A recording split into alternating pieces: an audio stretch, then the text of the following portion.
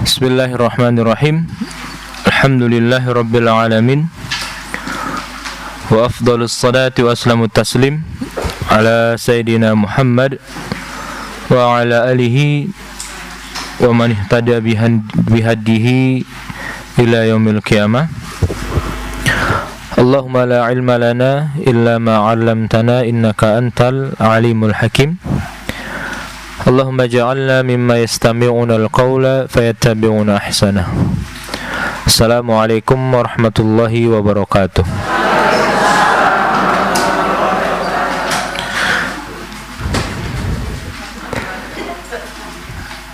Baik, Bapak Ibu rahmati Allah subhanahu wa ta'ala, kita akan lanjutkan masih di dalam surat Al-A'la, ayat yang ke-9. Baik. Fadzakir inna fa'atidz dzikra. Ya.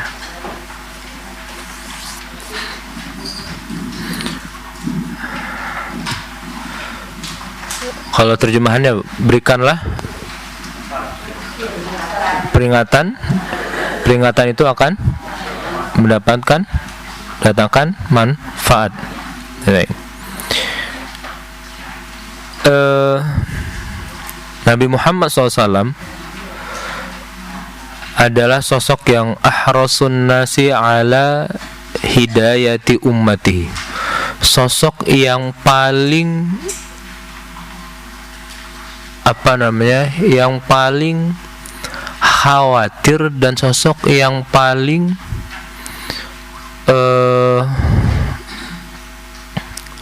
menjaga yang terkait dengan hidayah untuk umatnya, gitu. Ya. Maka berbagai macam cobaan, hinaan, cacian dan lain sebagainya itu tidak bermasalah untuk beliau. Ya. Kenapa? Karena beliau adalah sosok yang orang yang paling peduli itu hidayah untuk umatnya. Itu. Nah, karena dia sosok yang paling peduli atas hidayah umatnya itu, maka Nabi Muhammad SAW itu diutus bukan hanya untuk orang mukmin saja, dan dia diutus untuk seluruh umat manusia. Kalau nabi-nabi dulu itu diutus hanya untuk umat dan kaumnya saja, Nabi Muhammad SAW itu diutus untuk semua manusia. Makanya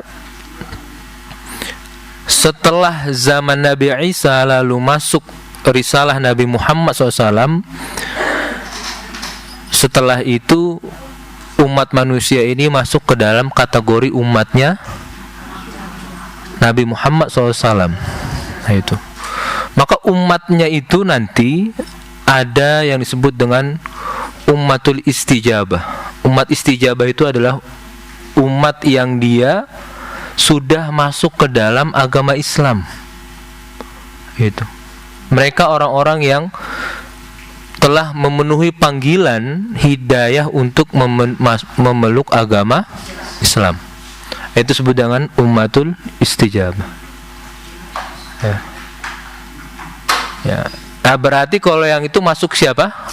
Di antaranya kita ini. Nah, itu.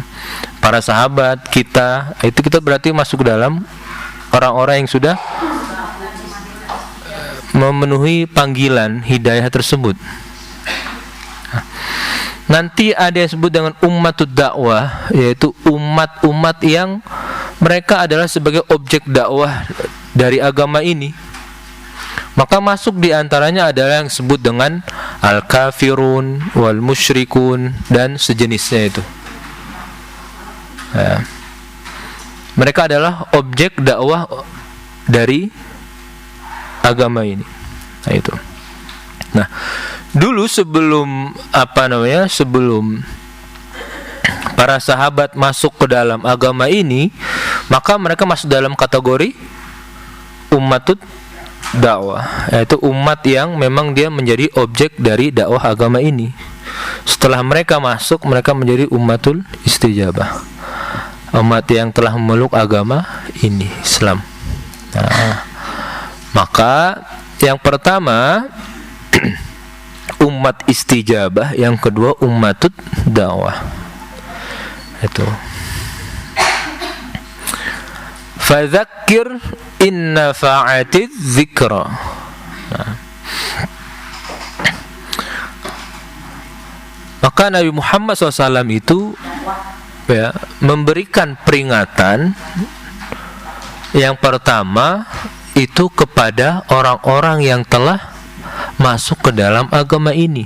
Fungsinya untuk apa? Untuk mengingatkan. Nah, itu. Maka dalam ayat lain Allah Subhanahu wa taala sampaikan fadzakir fa inna dzikra tanfa'ul mu'minin. Maka berikanlah peringatan, karena peringatan itu akan sangat bermanfaat untuk orang-orang yang beriman.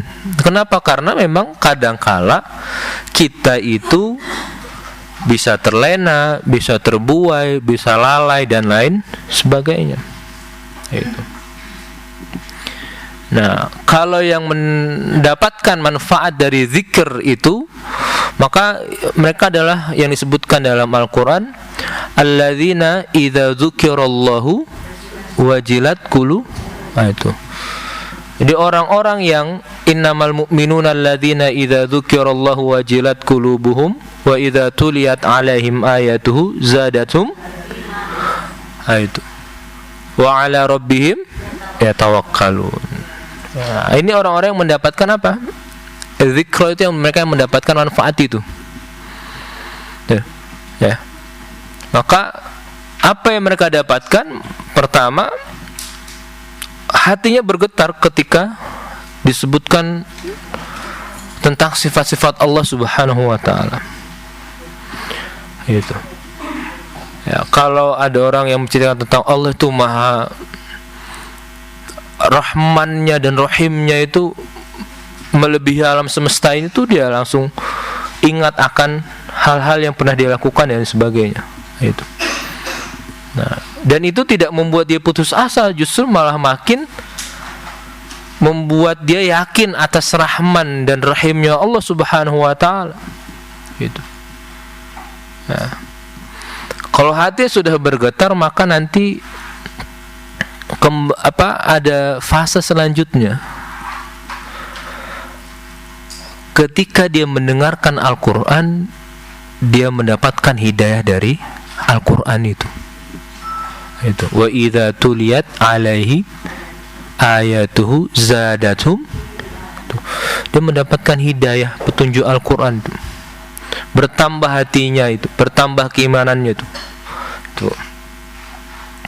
Nah, kalau kita misalnya kita baca Al-Quran itu, dalam surah Ad-Duha itu Allah Subhanahu wa taala berfirman, alam yajidka yatiman wa wajadaka dhallan. Sebelumnya ada firman Allah Subhanahu wa taala, wala sawfa yu'tika rabbuka. Itu artinya apa, Bu? Pak? Sungguh Tuhanmu akan memberikan karunia kepadamu sehingga engkau puas atas karunia tersebut. Itu kalau kita baca biasa aja ya nggak ada efeknya, Bu. Itu. Ya. Tapi kalau kita lihat anugerah Allah Subhanahu wa taala dengan apa yang Allah anugerahkan kepada kita, ada orang yang 40 tahun berkeluarga, lalu akhirnya Allah anugerahkan keturunan. Nah, nikmat keturunan itu menghapuskan semua nikmat-nikmat yang 40 tahun dia telah berkeluarga tuh. Itu. Dan itu mendatangkan rasa puas dalam jiwa dan hatinya tuh. Itu. Bapak-bapak, ibu, kalau sekarang punya anak lalu sudah menikah, menunggu cucu itu kan khawatir itu. Tapi nanti ketika cucu itu lahir, itu menghapus semua, bukannya kekhawatiran, kesedihan dan lain sebagainya. Itu. Nah, itulah wala saufa yu'tika rabbuka. Allah akan menganugerahkan apapun kepada kita sehingga kita itu benar-benar puas, benar Engkau Tuhan aku ya Allah. Itu. Nah, tapi kalau kita hanya baca wala saufa yu'tika rabbuka fatardo, ya udah lewat saja. Nah, itu. Kenapa? Karena enggak ada Pak wa idza tuliyat alaihi. Itu enggak ada itu dalam kita tuh. Kalau dibacakan ayat Quran itu ya lewat aja gitu. Jadi imannya itu zadathum imana tuh itu ya agak kurang gitu. Meskipun dapat dapat ganjaran pahala sebagainya, tapi zadathum imana itu yang perlu sebenarnya itu. Gitu.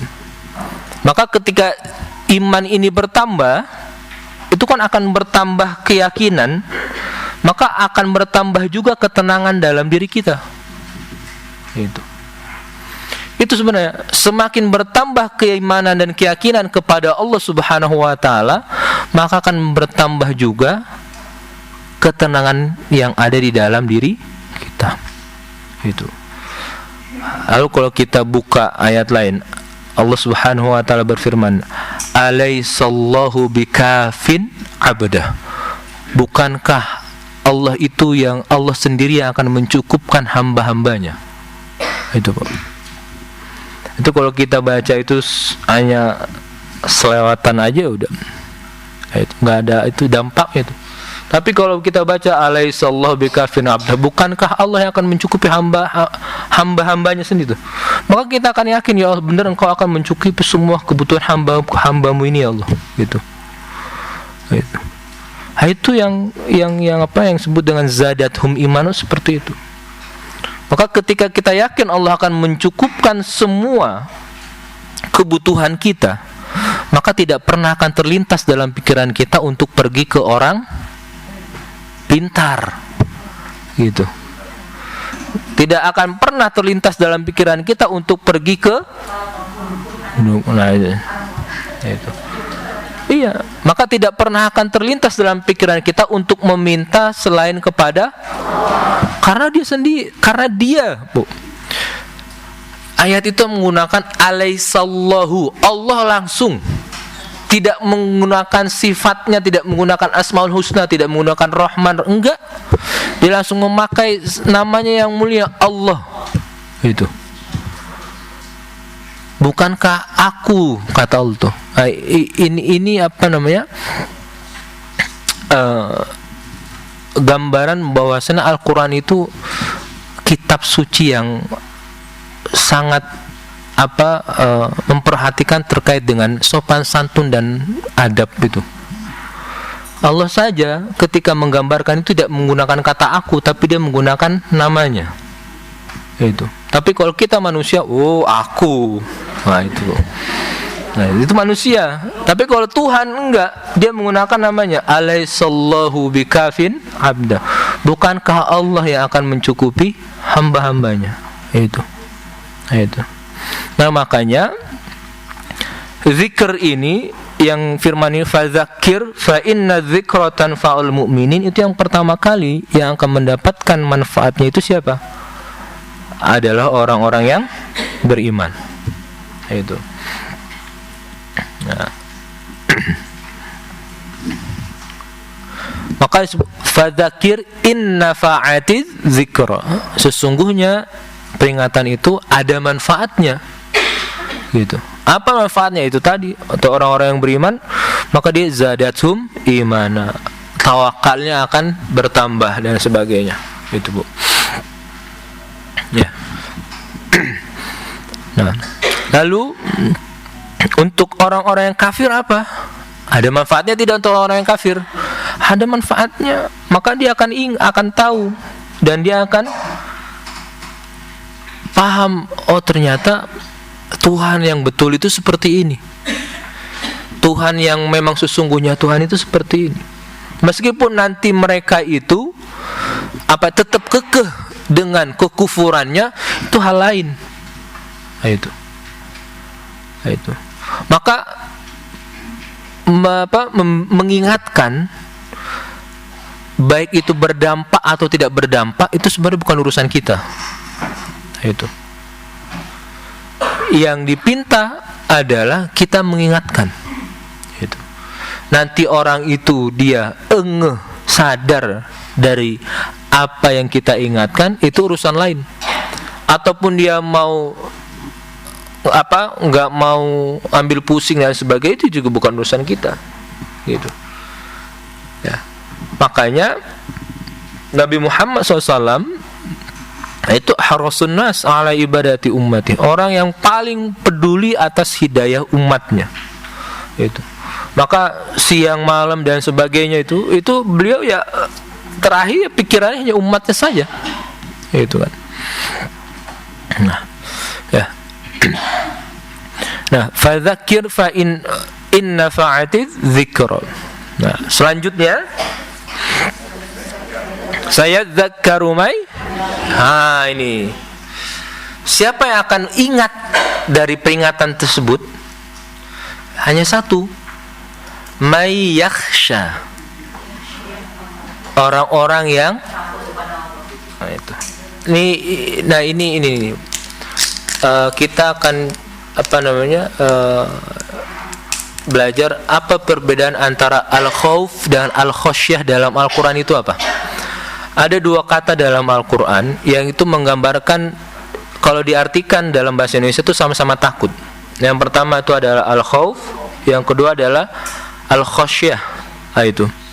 Kalau al-khaufu itu khaufa ya khaufu, kalau al-khasyah itu adalah khasyiya yakhsha. Itu. Dua-duanya sama artinya, itu adalah takut. Bedanya, kalau khasyah itu yang pertama, rasa takut yang timbul dari pengetahuan tentang sesuatu yang maha agung. Itu khasyah itu.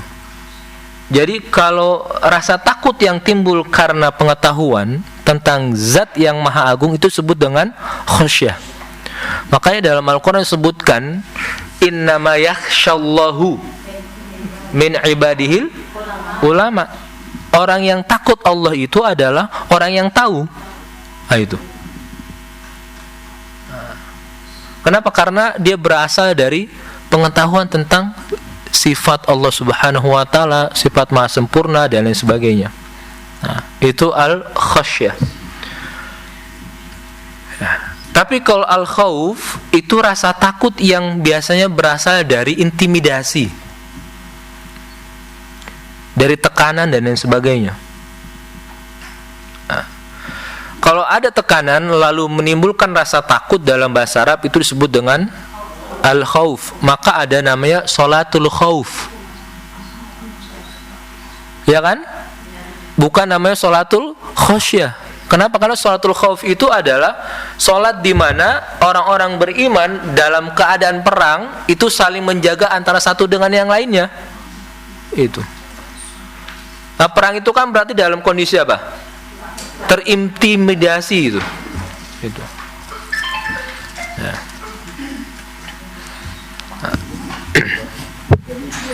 Nah, makanya ada dua perbedaan antara al-khauf dan al-khasyah. Kalau khauf adalah rasa takut yang berasal dari tekanan, apapun itu bentuknya. Kalau al-khasyah itu adalah rasa takut yang datang dari pengetahuan kita akan sesuatu zat yang maha agung. Itu.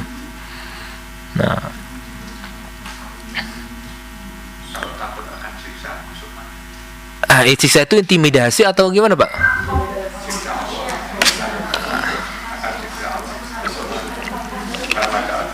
Al-khauf. Maka dalam Al-Quran wa yakhafuna su'al azab, dan mereka takut akan siksa yang buruk. Nah, kalau dalam Al-Quran, kalau yang takut dengan al-khasyah itu disebutkan wa yakhshawna rabbahum. Mereka takut atas keagungan Tuhannya itu. Nah itu. Ya. Ya. Jadi siapa yang mendapatkan manfaat? Saya zakarumai, artinya orang-orang yang takut disebabkan karena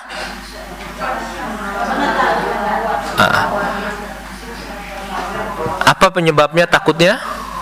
Saya zakarumai yakhsha, sebabnya apa? Dia takut karena tahu. Itu. Ya. Karena tahu ada Tuhan yang maha melihat, tahu ada Tuhan yang maha mengawasi dan lain sebagainya. Itu. Ya. Bukan takut karena intimidasi, bukan. Itu. Ya. Nah maka nanti karena ini terkait dengan al-mi'ad gitu ya, tentang hari kebangkitan. Nah, manusia itu keyakinan terhadap hari kebangkitan itu ada 3 jenis.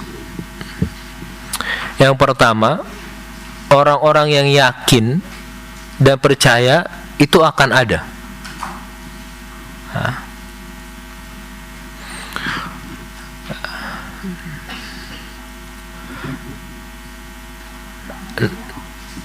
Ini kalau orang yang beriman sudah pasti meyakininya. Nah itu. Kafir juga mereka meyakininya akan adanya hari kebangkitan itu. Nah, itu ya. Lalu ada orang yang dia setengah-setengah. Ya dia mau bilang hari kebangkitan itu enggak ada juga enggak bilang. Mau meyakini itu ada juga dia enggak bilang. Nah, itu. Jadi enggak jelas nih orang yang kedua ini. Nah yang terakhir orang yang memang kekeh. Dia meyakini hari kebangkitan itu enggak ada. Nah itu. Ya. Kenapa? Karena kalau kita lihat di ayat-ayat sebelumnya itu kan terkait dengan perubahan, Bapak Ibu. Perubahan alam yang ada di dunia ini. Sabbihisma rabbikal a'la alladzi khalaqa fasawwa walladzi qaddara. Terusnya walladzi akhrajal. Itu kan perubahan semuanya. Faja'alahu ghutsa'an ahwa. Itu perubahan semua tuh. Dari awal, lalu dia dari kalau misalnya tanaman dari benih lalu tumbuh, lalu dia menghijau, lalu dia menjadi menguning, akhirnya kehitam-hitaman mati. Habis itu setelah mati daun-daunnya memuai, lalu nanti hilang, tumbuh lagi. Itu kan proses semuanya dari tidak ada, tumbuh dan sebagainya. Itu. Ya. Maka saya zakaru ma yakhsha itu pertama, orang-orang yang yakin akan adanya hari perhitungan, maka dia akan semakin takut akan Tuhannya itu. Ya, maka dalam rukun iman kita apa, Bu? Pak, rukun iman kita apa? Al-imanu bil yaumil, iman kepada hari kiamat. Itu sebagai pokok pondasi keimanan kita. Itu. Orang-orang yang kedua yang nggak yakin ada apa enggak ya nggak jelas juga itu dia. Itu. Yang ketiga, mereka yang tidak yakin akan adanya hari kiamat dan hari kebangkitan, mereka adalah orang-orang yang disebut dalam Al-Quran disebut dengan dahriyah. Dahriyah itu adalah orang-orang yang meyakini bahwasannya kita di alam semesta ini hancur ya karena berbenturan dengan waktu dan zaman saja. Kalau sudah waktunya mati, ya mati. Itu. Maka dalam Al-Quran disebut wa ma yuhlikuna illad dahr. Apa yang menghancurkan kami itu hanya waktu saja. Gitu. Jadi kalau waktunya manusia sudah mati, dia akan mati. Tidak ada hari kebangkitan menurut mereka itu. Ya. Nah, kalau orang-orang yang seperti itu, maka biasanya ia akan menghalalkan segala cara dan sebagainya. Nah, itu ya.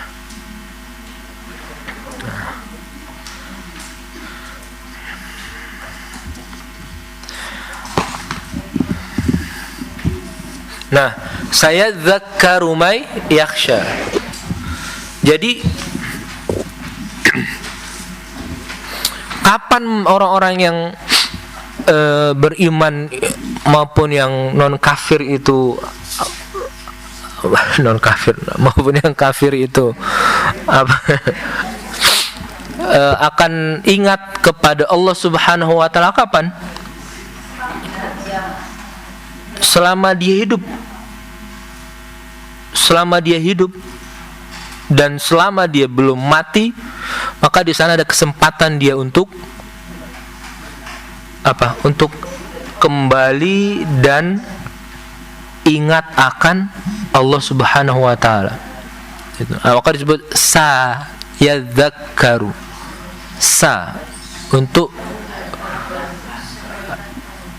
mereka nanti akan ingat akan Tuhannya. Itu. Ya. Di masa yang akan datang, setelah ada yang mengingatkan. Gitu. Maka ketika dia mengingatkan dan lain sebagainya, mereka akan ingat tuh. Ya. Ya.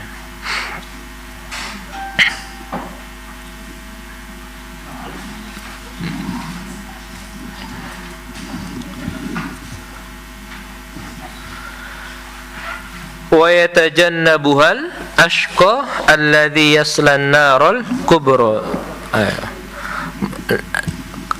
Ada yang pertama, mereka adalah orang-orang yang mendapatkan manfaat dari az-zikr, maka dia akan yakhsha. Yang kedua adalah orang-orang yang dia berpaling dari zikr itu, maka adalah orang-orang yang al-ashqa itu. Orang-orang yang sangat merugi, orang-orang yang syaqiyun, orang-orang yang sangat celaka dan lain sebagainya. Nah, itu. Nah, kalau al-ashqa dalam ayat ini itu diperuntukkan untuk orang-orang kafir, maka orang-orang kafir adalah orang-orang yang paling merugi di dunia ini. Itu ya. Kalau ayat ini, kalau al-ashqa ini kita maknai adalah diperuntukkan untuk orang-orang kafir secara umum. Nah, kalau al-ashqa dalam ayat ini kita peruntukkan untuk person, maka para mufassirin memberi dua nama terkait dengan al-ashqa dalam ayat ini. Yang pertama adalah Walid al-Mughirah, ya.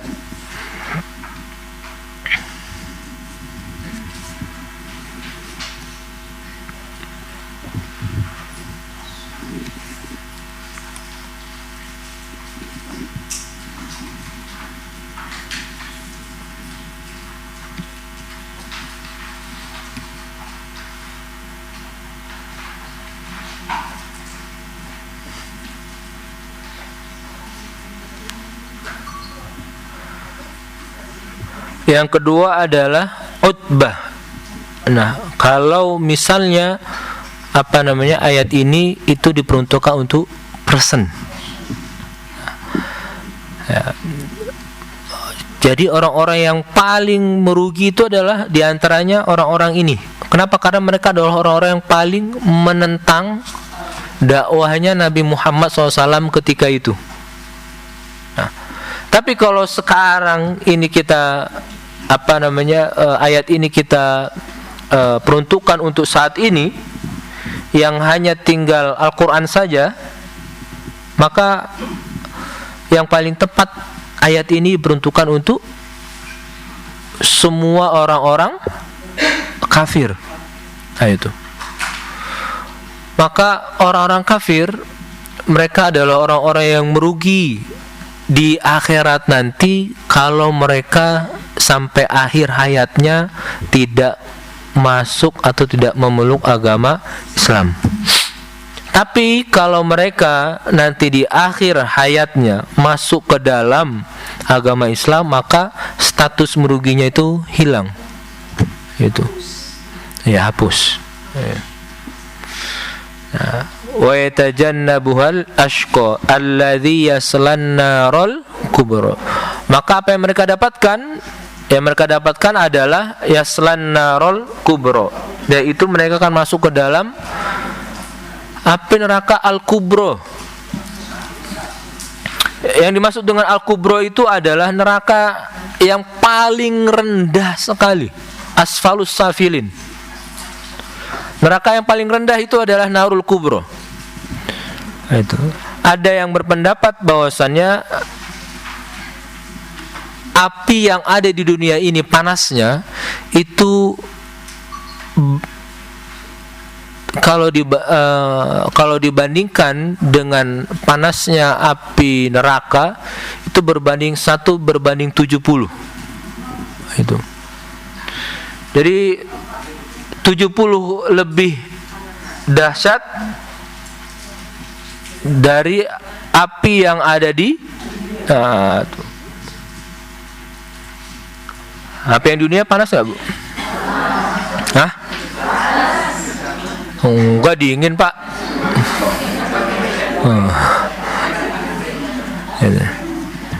Ya, jadi sab'ina marratan, 70 kali itu lebih panas dibandingkan dari api yang ada di dunia.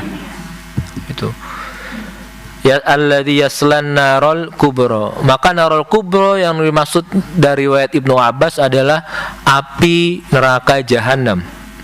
Nah, api yang di dunia ini disebut dengan narul sugro, yaitu api yang kecil. Karena perbandingan apa? 70 kali. Nah, itu. Ya.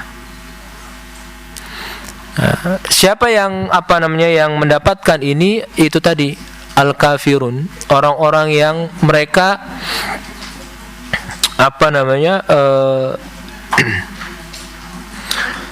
kekeh terhadap kekufurannya, gitu, sampai mati, gitu ya.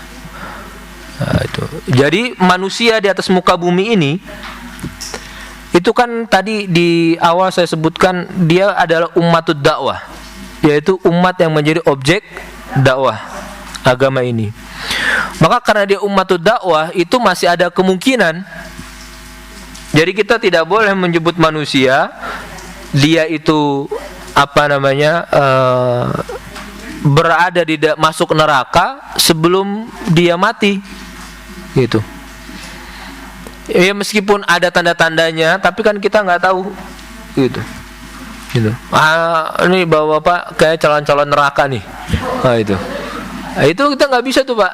Itu kenapa? Karena masih hidup nih, statusnya masih hidup.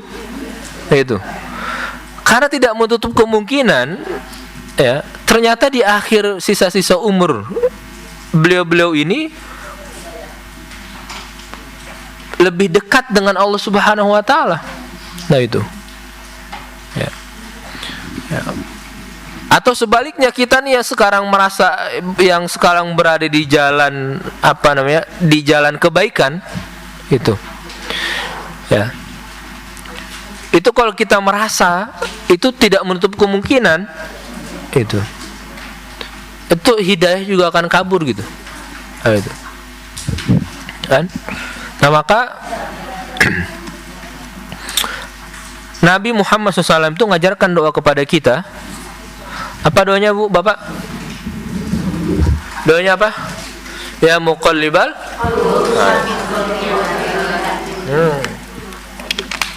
Itu doa yang kita minta. Ya Allah, tetapkanlah hati ini berada di jalan-Mu, jalan petunjuk-Mu. Nah, itu pinta yang kita pinta kepada Allah Subhanahu wa taala. Nah, itu. Oke. Nah. Ya, jadi status orang itu kafir permanen kapan, Bapak-bapak, Ibu-ibu? Setelah dia mati. Maka sebelum dia mati dia statusnya belum kafir permanen. Itu. Iya. Kenapa? Karena ada kemungkinan. Nah, itu.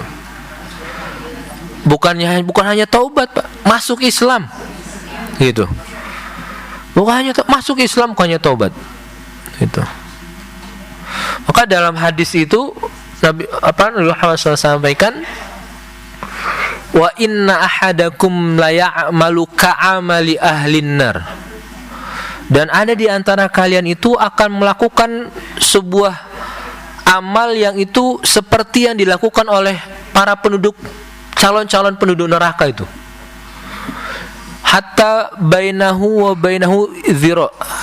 Jaraknya dia hanya tinggal sehasta saja antara dia dengan neraka itu.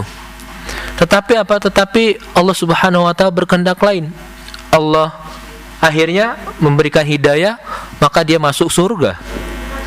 Ada lagi, ada orang yang dia beramal seperti amalnya para penghuni surga, sehingga antara dia dengan surga itu ya hanya tetapi di akhir hayatnya dia su'ul khotimah. Kenapa? Karena ya malu ka itu seakan-akan. Berarti amalnya itu bukan karena Allah Subhanahu wa taala. Itu. Dia amalnya seperti sedekah, puasa. Itu kan ya. Fayasbiqu alaihil kitab, maka dia akhirnya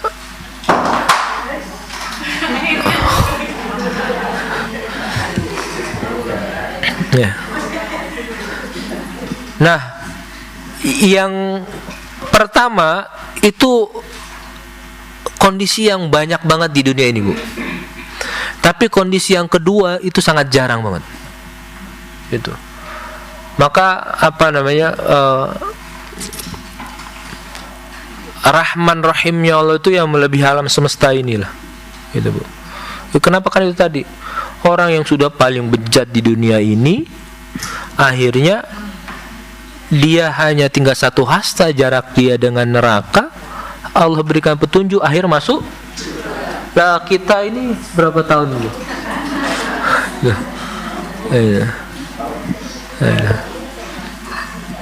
Ya. Dan itu yang terjadi dengan pembunuh, ya, yang membunuh 100 orang itu, ya, dia bahkan dalam hadisnya itu disebut falam ya'mal amalun qut, dia tidak pernah melakukan satu kebaikan pun dalam hidupnya.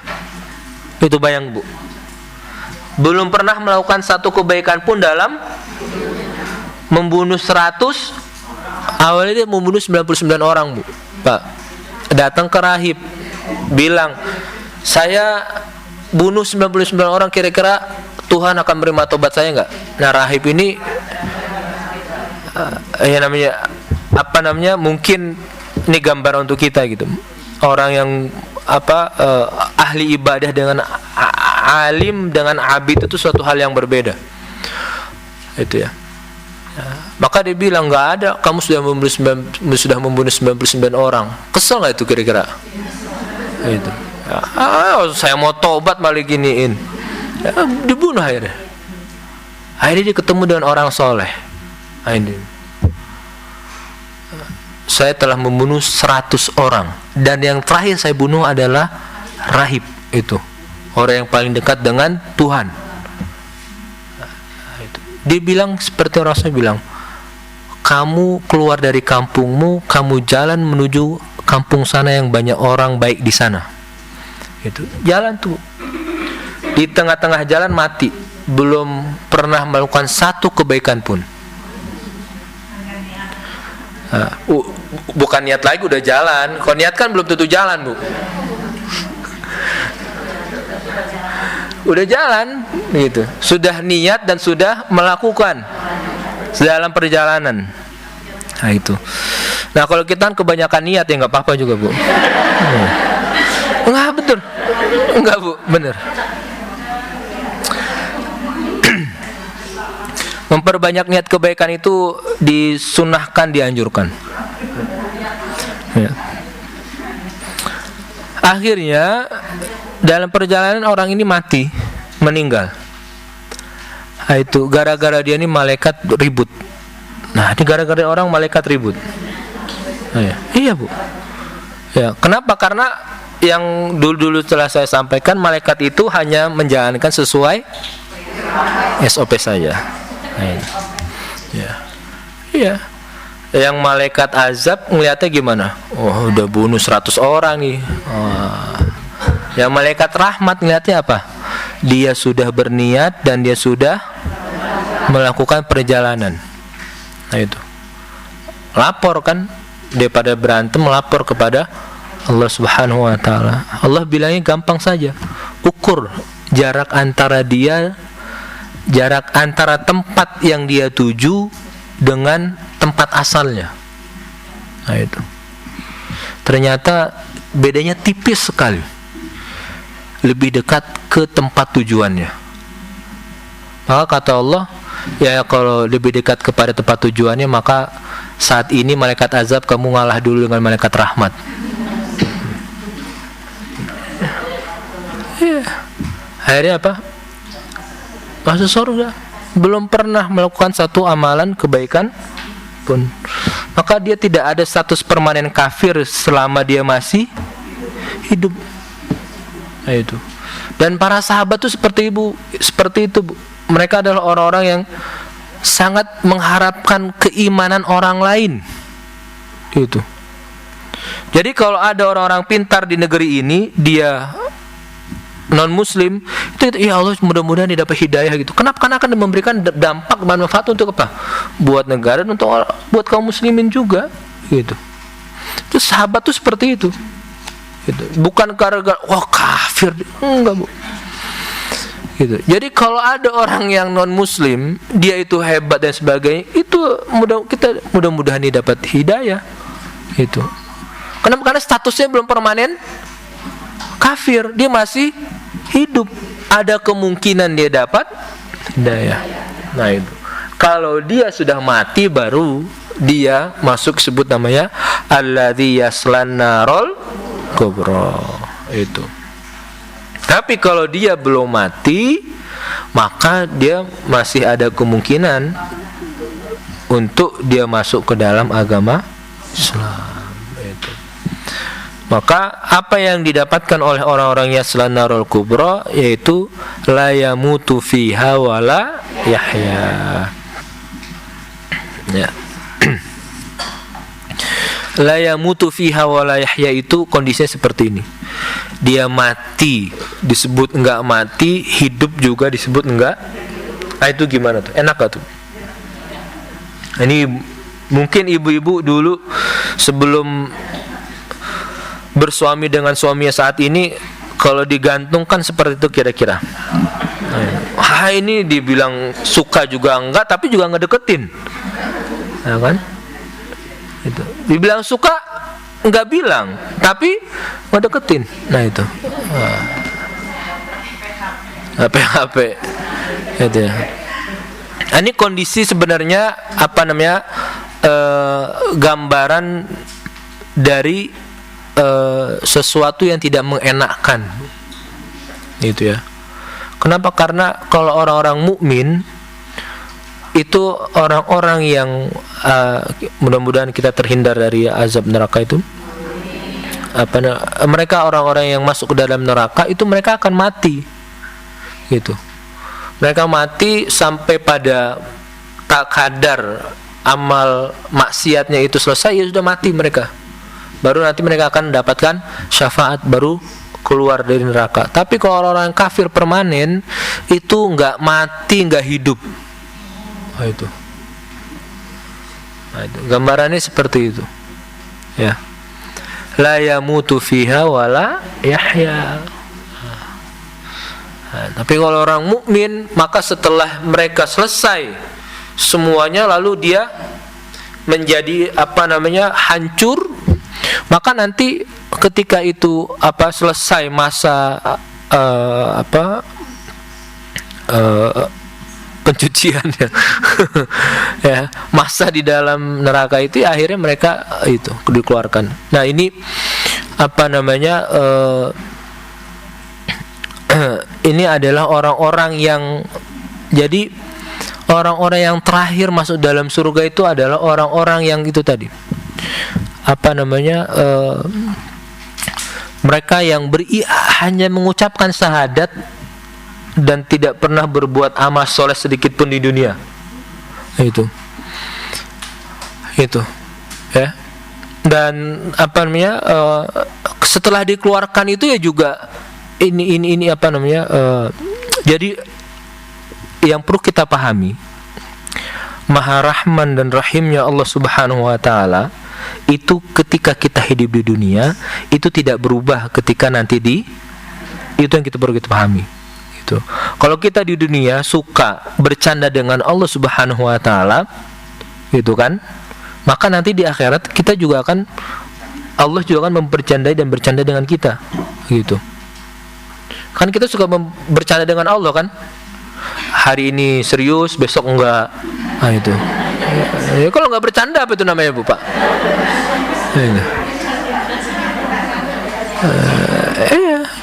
Itu. Nah, itu Allah juga seperti itu nanti. Itu ya. Ya.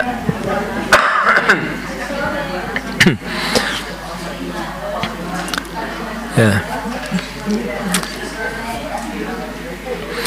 Nah, nanti di hari akhirat itu yang terakhir keluar dari neraka, dia bilang,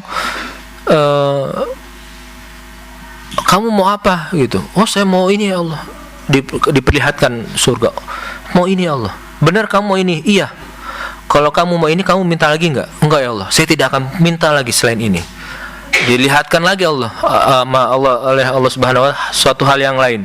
Ini lebih baik ini. Gitu. Ya Allah, saya mau ini aja Allah, gitu. Nah, itu.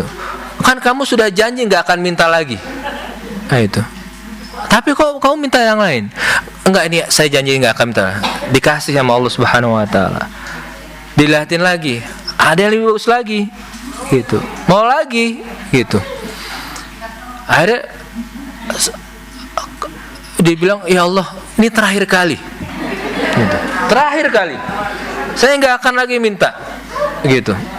Nah, itu. Akhirnya ya itu tadi dikasih sama Allah Subhanahu wa taala. Ya udah, terakhir, oke, baik. Akhirnya Allah bilang, kenapa kamu kok sudah berjanji sekali, 2 sampai 3 kali, tapi kamu kok masih minta sesuatu yang terbaik? Karena jawabnya gampang. Ya karena saya tahu Engkau Maha Rahman, Engkau Maha Rahim, Engkau Maha sayang pada hambamu. Nah, itu. Nah, kata Allah Subhanahu wa taala, karena itu yang menjadi dasarmu, aku akan memberikan yang lebih baik daripada yang kau pinta itu tadi.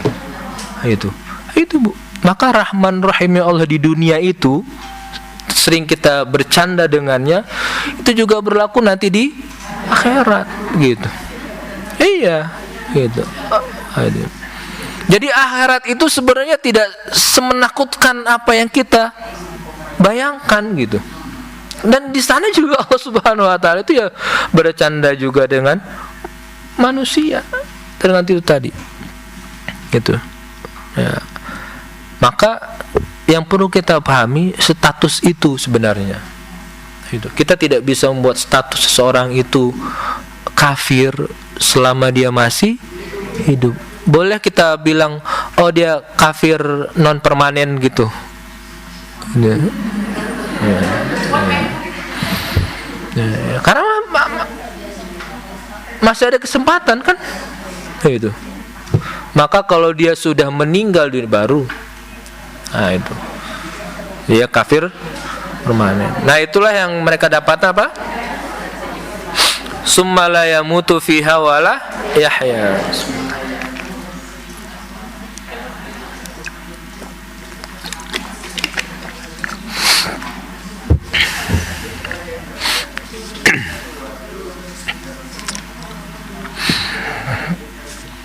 Baik, kita lanjutkan. Nah, ayat yang ke-14 ini masuk ke dalam golongan orang-orang yang beruntung. Maka di antara tema surat ini itu juga yang kemarin kayak sepertinya saya ketinggalan kelewat, itu tema dalam surat ini yaitu tazkiyatun nafs. Tazkiyatun nafs itu apa? Mensucikan diri atau jiwa. Nah, itu ya. Qad aflaha man tazakka wa dzakara isma rabbih fa shalla. Oke.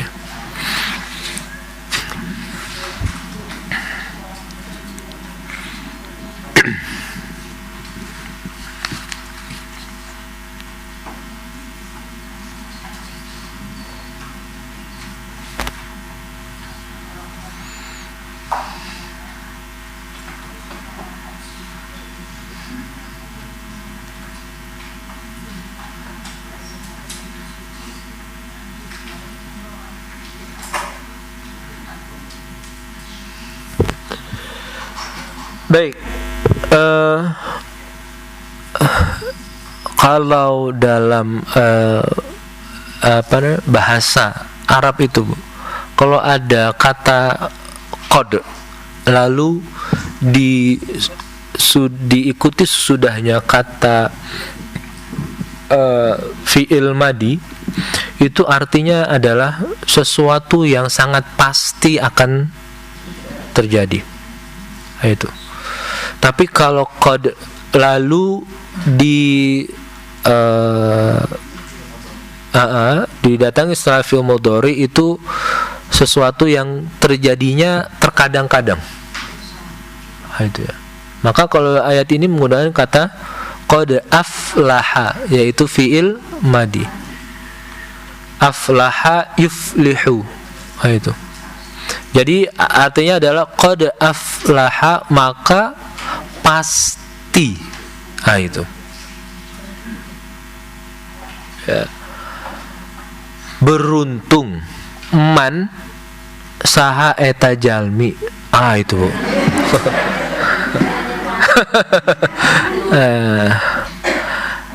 Tazakka. Itu. Ya. Kata tazakka ini maknanya kalau kita melihat dari ayat-ayat sebelumnya, maka adalah orang-orang yang aslama, atau orang-orang yang mereka masuk ke dalam agama Islam. Artinya mereka yang meninggalkan kemusyrikannya. Maka qad aflaha man aslama. Beruntung orang-orang yang ketika Al-Quran ini diturunkan, mereka meninggalkan kemusyrikannya lalu masuk ke dalam agama Islam. Nah, itu yang pertama. Nah, maka makna yang kedua adalah qad aflaha man tazakka, yaitu orang-orang yang selalu berupaya untuk mengolahragakan jiwanya. Ini Bu.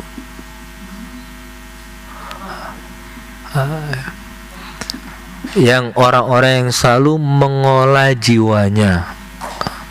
Itu. Itu. Perlu diolah jiwa, Pak. Olahraga juga harus ada di jiwa, jiwa juga harus diolahragakan. Itu. Iya, Pak. Itu. Ya. Ya. Maka yang kedua maknanya apa? Yaitu orang-orang yang selalu berupaya untuk mensucikan jiwanya. Ya.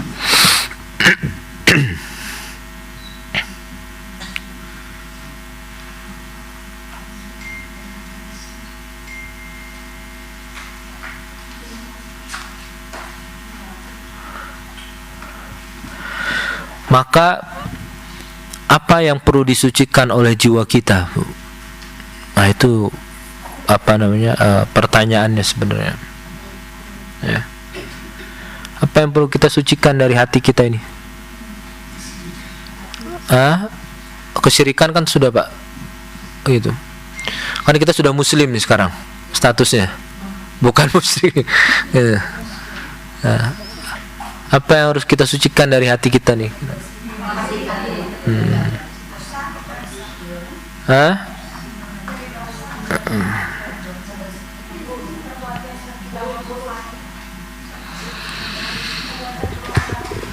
Baik, sini Pak. Apa namanya?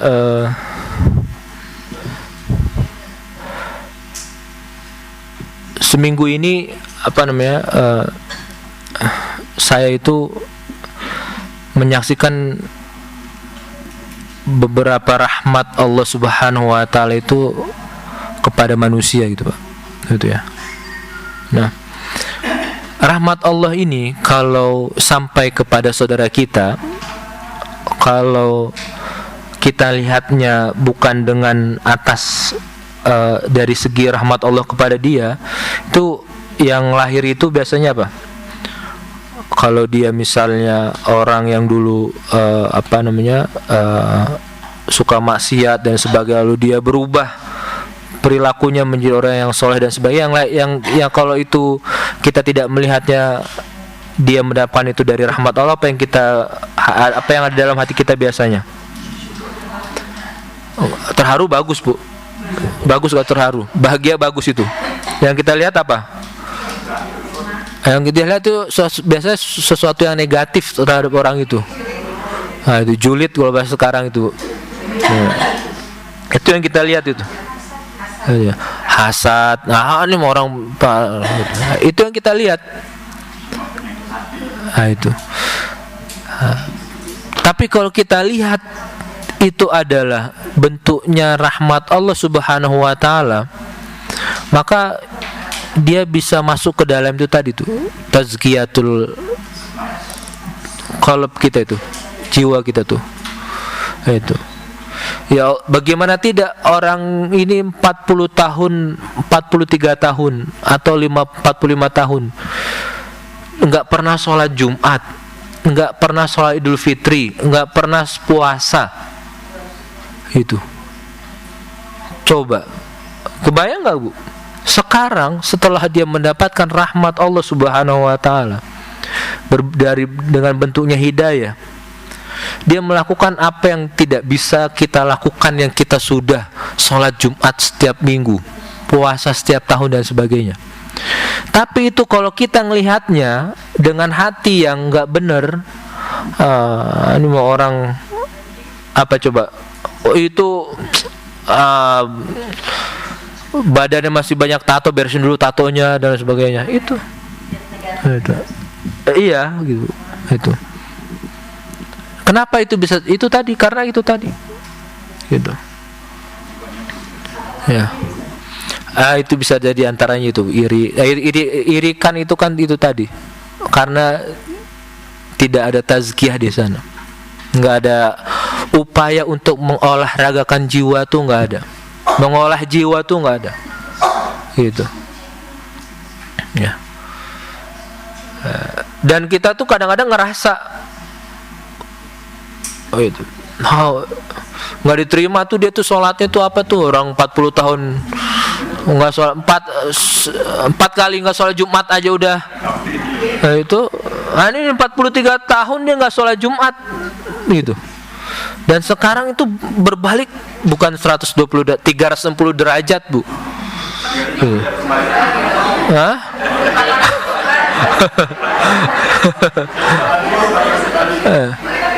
Iya. Balik lagi itu lebih baik.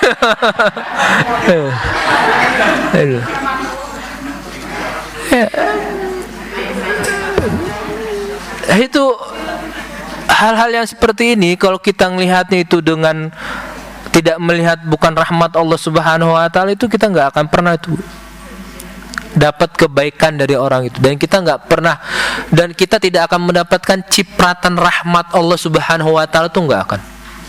Tapi kalau kita melihatnya dengan, ya Allah, 43 tahun dia nggak sholat Jumat, dia nggak puasa, dia nggak sholat Idul Fitri,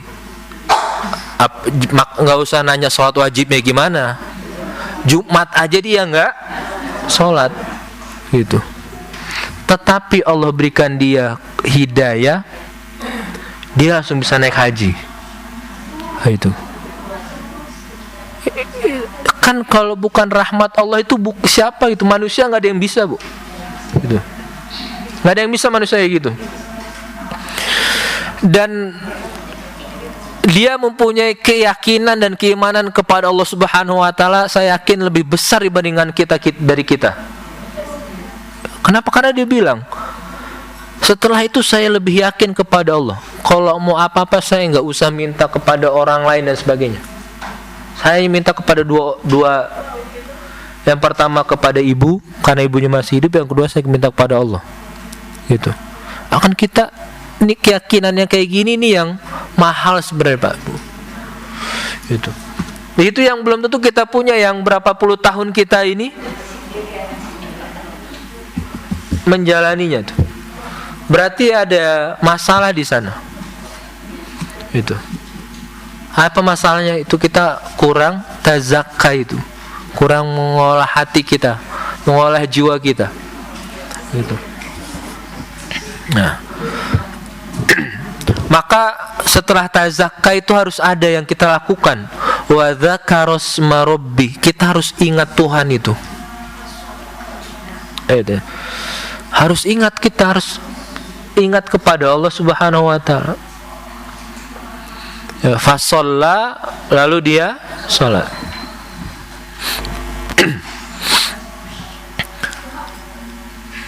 Salat itu ibadah yang paling komplit. Maka disebutkan di ayat ini, Bu. Kenapa? Karena pertama, salat itu ada ibadah qalbnya, ada ibadah hatinya, dan ada ibadah fisiknya. Itu. Apa ibadah hatinya? Ibadah hatinya adalah kita membaca doa-doa dalam sholat itu. Ibadah fisiknya aktivitas anggota anggota tubuh kita yang melakukan itu. Itu. Maka manusia itu akan menjadi manusia ketika terpenuhi dua halnya. Pertama, dia memenuhkan hak jiwanya. Yang kedua, dia memenuhi hak fisiknya. Kalau dia hanya memenuhi hak fisiknya saja, maka dia akan merasakan kehampaan dalam hidupnya. Itu. Jadi kalau ada orang-orang yang hampa dalam hidupnya, itu dia lebih sering memenuhi hak fisiknya. Meskipun dia mau traveling kemanapun, itu nggak akan bahagia, karena jiwanya kosong. Itu. Tapi kalau jiwanya terpenuhi, sesusah apapun orang, dia akan bisa bahagia. Itu. Maka bapak-bapak, ibu-ibu kadang-kadang kan suka heran dengan, mohon maaf, tukang beca, tukang ojek. Bapak-bapak, ibu-ibu, ini setiap hari ini kepikiran, nih anak saya besok ngapain. Ini tukang ojek mah nyantai aja dia, ngerokok di pangkalan ojek, atau tukang beca itu. Dia tenang saja hidupnya. Kenapa? Itu pertanyaannya, Bu, Pak. Itu. Entah dia punya keyakinan Allah itu rezeki sudah diatur, berarti dia benar tuh. Itu. Atau dia malas tuh, itulah. Apa namanya? Kita kesampingkan dulu kalau dia malas gitu. Kita husnuzon, dia itu punya keyakinan bahwasannya Allah itu telah mengatur semua rezeki hambanya, gitu. Sehingga dia tenang dalam hatinya. Nah itu. Nah. Dan kita kadang-kadang mungkin termasuk saya dulu, di rekening tinggal 1 juta, itu kita sudah sibuk tuh. Pada 1 juta itu untuk mereka itu besar, Bu. Gitu. Tinggal 1 juta. Apalagi kalau misalnya punya punya cicilan dan sebagainya tuh. Itu waduh kemana? Itu. Makanya kita tidak akan bisa hidup bahagia kalau sisi jiwa kita itu tidak dipenuhi, Bu. Itu. Kenapa? Karena dalam surah Al-Fath Allah Subhanahu wa taala sampaikan huwallazi anzalas sakinah. Dia satu-satunya yang menurunkan, menganugerahkan ketenangan. Dia aja yang menurunkan ketenangan itu. Ke siapa? Fi qulubil mu'minin, ke hati orang-orang yang beriman. Apa tujuannya? Liyazdadu imanam ma'a imanihim, supaya ketenangan itu akhirnya menambahkan keimanan mereka dari keimanan sebelumnya menjadi keimanan yang lebih baik. Itu. Karena dia yang satu-satunya yang menurunkan ketenangan itu. Ya. Bukan manusia, bukan saya. Jadi sehebat apapun kita, kalau ini kita belum ada, nggak akan bahagia. Maka biasanya orang-orang itu mereka suka berbagi. Itu. Kenapa? Karena berbagi itu membahagiakan hati. Itu. Masalahnya bukan nilainya gitu. Itu tadi karena ketika berbagi dengan orang lain ada rasa itu. Nah, rasa itulah yang memenuhi jiwa kita itu. Ya. Maka qad aflaha man tazakka wa dzakara isma rabbih fasalla. Jadi ibadah hati itu tidak jauh kalah penting dengan ibadah fisik. Gitu. Iya. Gitu, Pak. Ya. Kenapa? Karena Allah sebutkan wa dzakara isma rabbih. Allah sebutkan dulu, menyebut Tuhan itu kan di dalam hati. Baru setelah fasalla, baru dia salat itu. Itu. Maka di antara bentuk kebaikan hamba yang Allah berikan kepadanya adalah kemudahan untuk berzikir. Itulah kenapa Nabi Muhammad SAW sampaikan wala yazalu lisanaka ratban bizikrillah. Dan kalau orang sudah berikan Allah berikan karunia kepada dia, maka dia akan mudah untuk lidahnya itu akan selalu basah dengan zikir kepada Allah Subhanahu wa taala. Itu. Ya. Maka ketika itu salat akan menjadi nikmat. Itu.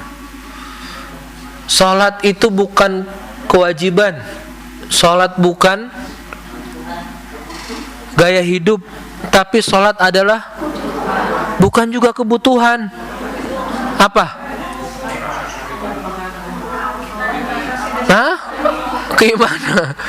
Salat adalah sesuatu yang bisa menghubungkan antara kita dengan itu. Kalau nggak salat maka kita akan tidak terhubung. Itu. Dia lebih penting perbandingannya sebagaimana manusia ini membutuhkan makan. Karena makan sehari manusia tidak bisa makan dalam sehari. Tapi manusia ketika dia tidak sholat dalam sehari maka dia terputus dengan Tuhannya. Gitu. Bayangkan, Bu, Pak, manusia kita ini terputus dengan Allah Zat yang Maha Rahman Rahim itu. Gitu.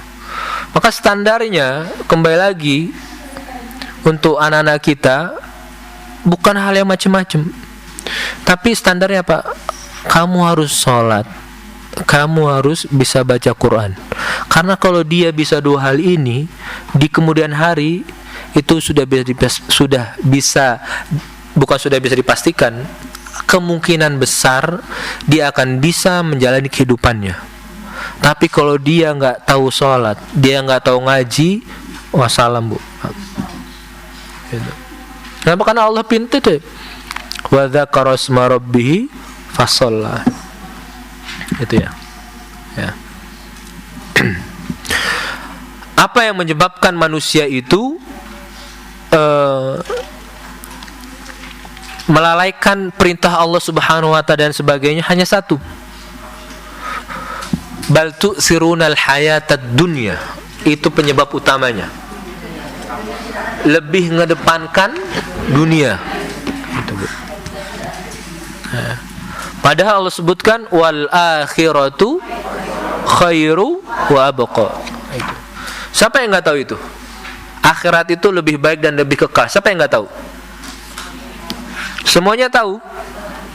Tetapi apa?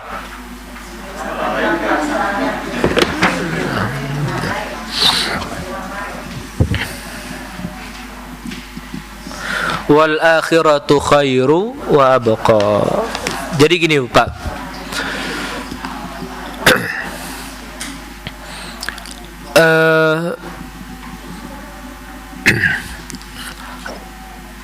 Yang membedakan, bukan membedakan sih, di antara kelebihan orang-orang terdahulu itu adalah mereka ketika membaca ayat ini wal akhiratu khairu wa abqa, itu mereka rela untuk menukar semua yang mereka punya tentang dunia ini untuk akhirat.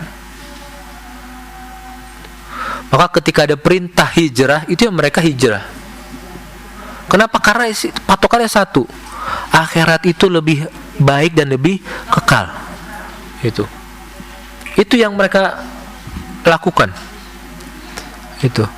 Dan ketika Allah sampaikan wal akhiratu khairu wa abqa, maka mereka dengan tenangnya meninggalkan semua harta benda yang ada di kota Mekah itu. Mampu melepaskan harta yang melekat di dalam dirinya. Iya, kan. Betul sekali. Cuman kan apa yang menyebabkan mereka itu dengan rela hati melepaskan itu semua? Ya. Karena mereka memahami itu tadi, akhirat itu lebih baik dibandingkan dunia dan seisinya. Itu. Maka kalau sesuatu yang itu Allah perintahkan untuk ditinggalkan, diganti nggak kira-kira? Itu akan diganti, Bu. Itu. Makanya sahabat-sahabat itu ketika mereka pindah ke kota Madinah, ya nggak semuanya miskin lagi, bahkan banyak yang justru mereka menjadi orang-orang yang berhartawan dan sebagainya. Itu. Maka dalam hadis itu Nabi Muhammad SAW menyampaikan, man taraka lillahi syai'an, barang siapa yang meninggalkan sesuatu karena Allah itu. Kata kuncinya adalah karena awadullahu khairam mimma taraka, Allah akan menggantikan dengan yang lebih baik apa yang ditinggalkan. Itu. Kalau kita dihadapkan dengan dua pilihan, pada saat itu memang kondisinya harus seperti itu, maka ada dua hal. Satu hal yang dilarang oleh Allah Subhanahu wa taala, satu hal lagi yang tidak dilarang. Tapi ini akan sangat sulit untuk kita lalui, dan yang ini akan sangat kita mudah untuk didapatkan. Mana yang kita pilih kira-kira? Nah, maka kalau kita meninggalkan ini yang mudah tapi dilarang karena Allah Subhanahu wa taala, lalu kita pilih yang sulit ini biasanya Allah akan menggantikan 2 kali lipat dari yang sebelah kanan ini. Gitu. Kenapa? Karena kita meninggalkannya karena zat yang maha kaya, zat yang maha kuasa dan sebagainya. Meskipun itu nanti dalam perjalanannya ada kesulitan dan sebagainya. Itu. Dan disitulah bentuk ujian dan pembuktian keimanan kita kepada Allah Subhanahu wa taala. Itu, Bu. Kalau orang-orang sufi ini, Bu, bukan kalau sampai pada tahapan seperti ini, Bu, Pak. Ya Allah, kalau emang Engkau mau bercanda kepada aku seperti ini, ya silahkan, aku akan menjalaninya tuh. Itu. Kalau sampai pada tahapan seperti itu berarti orangnya sudah pada tahapan dia benar-benar yakin 100% terhadap ketentuan Allah Subhanahu wa taala. Itu. Ya. Kadang-kadang kita ya Allah, kok hidup gini amat sih? Gitu. Gitu. Ya kan? Padahal nggak gitu-gitu juga hidup ibu bapak saya yakin sih. Gitu. Gitu. Cuma mungkin pada fase tersebut ya kita ngerasa kok hidup gini ya gitu. Nah, itu. Ya, padahal ya nggak gitu juga. Itu ya. Nah, maka itu tadi. Kalau dua hal ini tidak terpenuhi, maka kita akan sulit hidup tenang di dunia ini, Pak. Tapi kalau ini bisa kita penuhi, yaitu tadi kita akan dapatkan ketenangan dalam hidup. Ya. Kalau kita tanya semua orang yang di dunia ini, apa yang dicari dalam kehidupan ini? Cuma satu jawabannya, Pak. Ketenangan hidup. Itu. Dan ketenangan hidup itu tidak bersumber dari materi. Itu. Ya.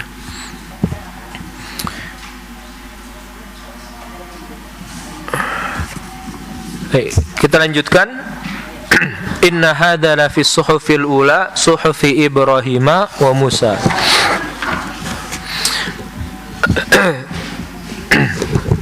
Ada 4 kitab suci yang Allah turunkan kepada nabi-nabi. Apa saja, Bapak-bapak?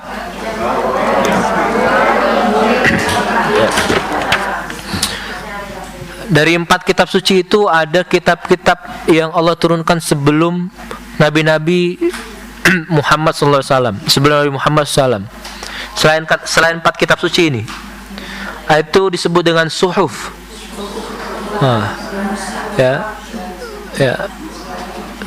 Disebut dengan suhuf. Maka nanti ada suhuf Ibrahim, ada suhuf Musa, gitu ya. Suhufnya Nabi Ibrahim alaihissalam itu berisi terkait dengan amsal. Amsal itu adalah perumpamaan-perumpamaan yang dijadikan sebagai pelajaran untuk kita. Di antara pelajarannya adalah seperti ini.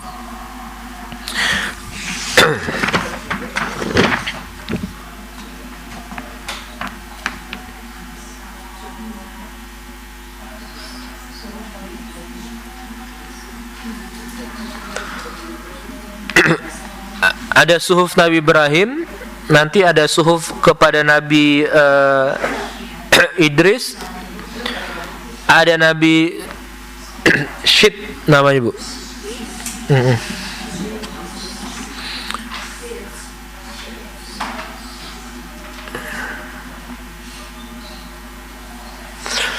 Nih, di antara suhuf yang ada dalam suhuf yang Nabi Ibrahim itu adalah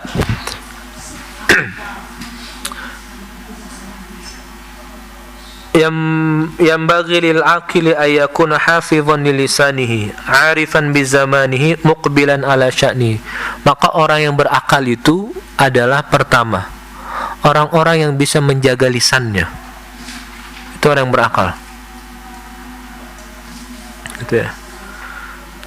Dan arifan bi zamani, orang-orang yang tahu tentang zaman di waktu dia hidup. Itu. Artinya dia bisa beradaptasi di manapun dia hidup. Yang terakhir, wa muqbilan ala sya'nihi, dan dia memperhatikan kondisi dan keadaannya. Itu.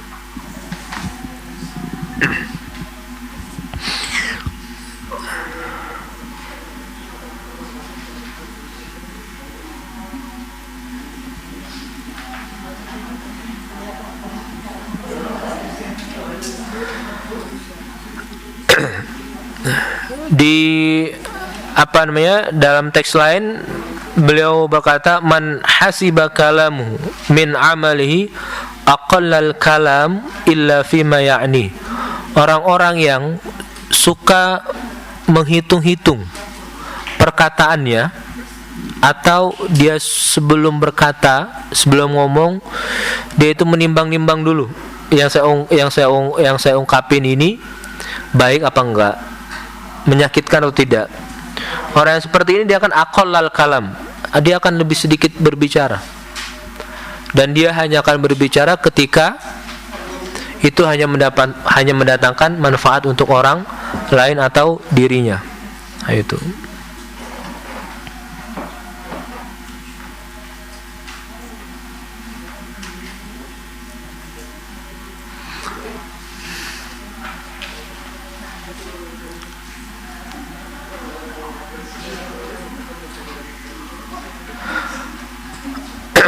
Kalau suhufnya Nabi Musa alaihissalam, di antara bentuknya ada, di antara contohnya adalah kalau suhuf Nabi Musa itu adalah kebanyakan kepada ibar. Ibar itu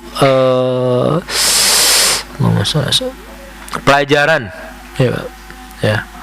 Pelajaran yang bisa diambil dari perkataan tersebut. Ajibtu liman ayqana bil mauti thumma yafrah, waliman ayqana bin nari thumma yadhaq, waliman abqa bil qadari thumma yaqdab, waliman ayqana bil hisabi thumma la ya'mal. Aku heran, kata Nabi Musa alaihissalam itu, kepada orang-orang yang dia yakin akan kematian itu datang, tapi dia berbahagia di dunia ini. Nah, itu. Kenapa? Karena harusnya maksudnya itu maksud berbahagia di sini adalah dia suka berleha-leha dan sebagainya, Bu. Bukan bahagia ketika mendapat isi, bukan itu ya. Nah, kenapa? Karena orang yang takut, bukan takut, orang yang tahu mati itu adalah suatu hal yang pasti dan tidak tahu kapan datangnya, biasanya dia akan menyiapkan hal yang terbaik untuk kematian tersebut, gitu. Dan aku heran orang-orang yang yakin terhadap ketentuan Allah Subhanahu wa taala, tetapi dia tetap marah terhadap ketentuan tersebut. Nah, itu contohnya ya, kurang lebih Allah menentukan kepada kita mungkin suatu hal yang tidak enak dan sebagainya, tapi kita masih marah dan sebagainya. Padahal itu kita yakin itu adalah ketentuan, tapi kita masih. Itu yang membuat Nabi Musa heran tuh. Itu. Nah, itu diantara isi dari suhufnya Nabi Musa alaihissalam. Lalu ditanya Nabi Muhammad SAW kepada para sahabat, ya Rasulullah, kalau di suhuf Nabi Ibrahim seperti itu dan Nabi Musa seperti itu, kalau di Al-Quran, kalau yang diturunkan kepada engkau ada apa enggak? Maka beliau sampaikan ada yang seperti itu, tapi teksnya beda. Apa? Yaitu ayat sebelumnya, bal tu'sirunal hayatat dunya wal akhiratu khairu. Jadi orang-orang yang tadi seperti dalam suhuf Nabi Musa dan Nabi Ibrahim itu biasanya mereka tu'sirunal hayatat dunya dan mengakhirkan akhirat yang kekal dan abadi. Nah, inilah persamaan yang ada dalam suhuf Nabi Ibrahim dan Musa terhadap yang ada di dalam Al-Quran. Inna hadza la fis suhufil ula suhufi Ibrahim wa Musa. Wallahu alam bissawab. Mangga Bapak Ibu, masih ada 5 menit sebelum kita sudahi.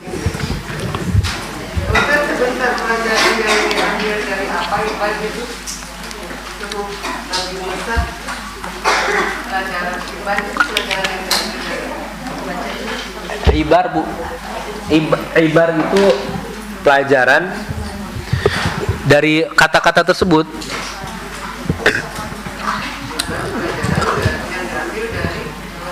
Ibarun, bukan ibad, Bu. Pakai R. Ibar. Ya. Ibar itu kalau dalam artinya adalah pelajaran yang suatu pelajaran yang bisa kita ambil. Ibar itu. Makanya, Pak.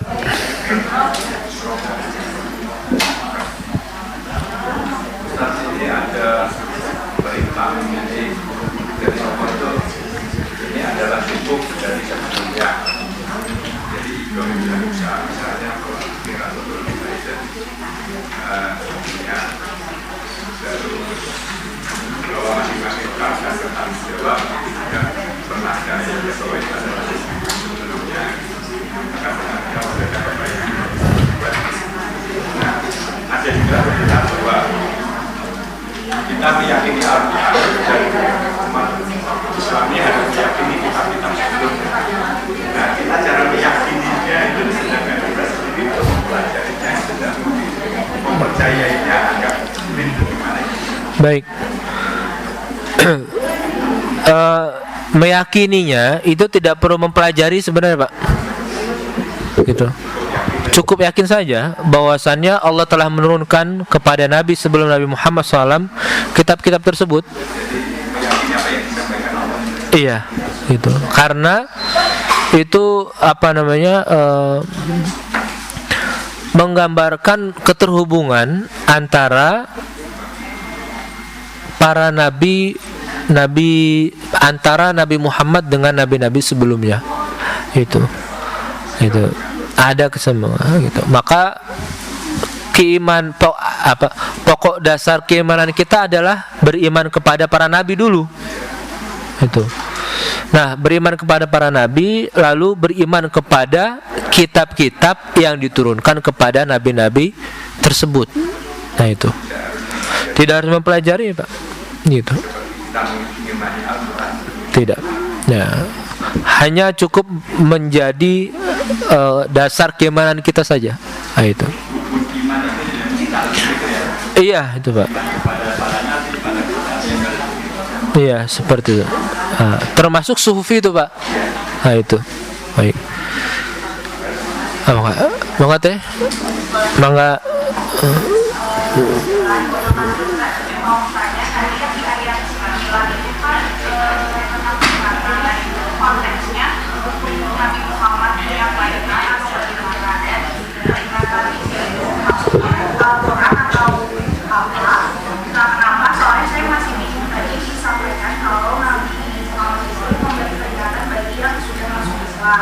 Tapi selanjutnya disampaikan kalau orang kafir akan menghina Allah ketika ada yang mengingatkan terus siapa yang mengingatkan. Jadi masih Gimana pertanyaan pertama terkait zikirnya?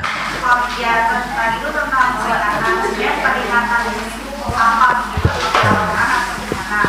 Nah terus tadi disampaikan Nabi Muhammad itu memberi peringatan bagi yang sudah masuk Islam. Nah lalu disampaikan orang kafir akan mengingat Allah ketika ada yang mengingatkan atau saya jadi bingung lalu siapa yang mengingatkan? Baik. Siapa yang mengingatkan orang kafir? Kalau pada zaman Nabi Muhammad SAW yang mengingatkan adalah Nabi Muhammad.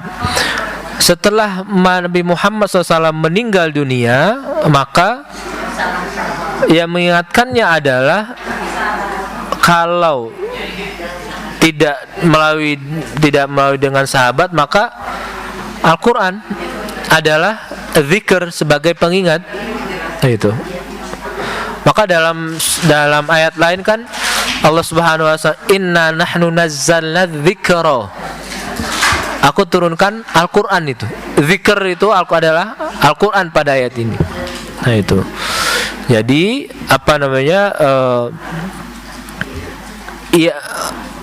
kenapa Nabi Muhammad SAW itu mengingatkan orang-orang kafir itu ya, supaya mereka itu kembali kepada jalan yang sebenarnya, yaitu beriman kepada Allah Subhanahu wa taala. Nah itu. Jadi ya gimana?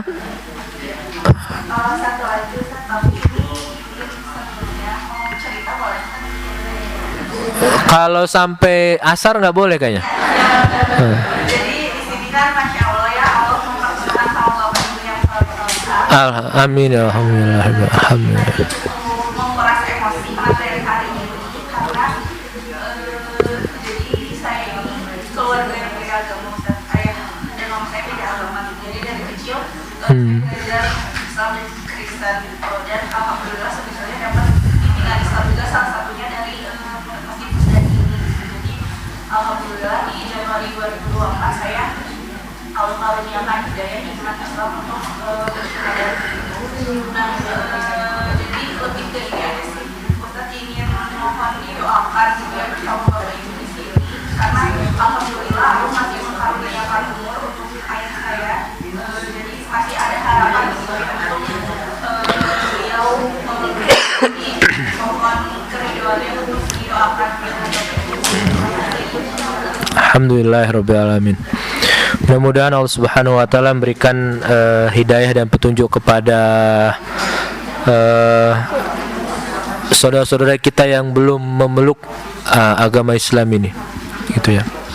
Dan yang sudah masuk, kalau kayak saya rasa sebenarnya kita nggak masuk, kita kecemplung, Ibu.